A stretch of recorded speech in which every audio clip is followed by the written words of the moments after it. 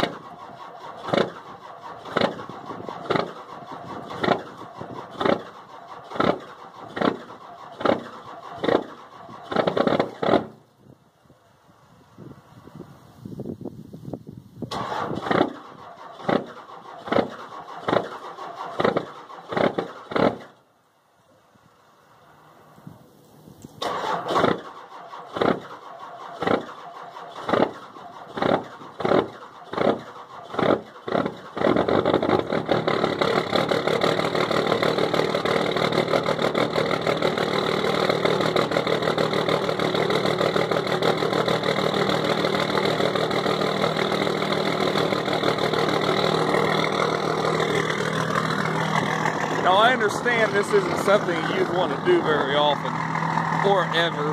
I just wanted to see if the thing had started at 8 degrees. And it did.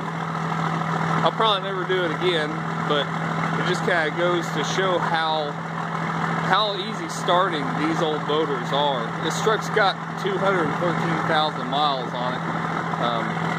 Just a good old motor.